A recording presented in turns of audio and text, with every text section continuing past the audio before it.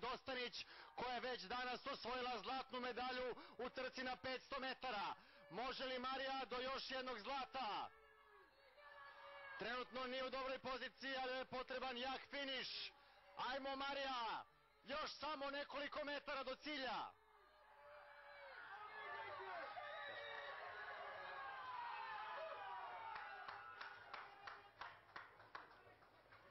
And the winner of Final A, K1 Junior Women 200 meters is Adrian Orosz from Hungary.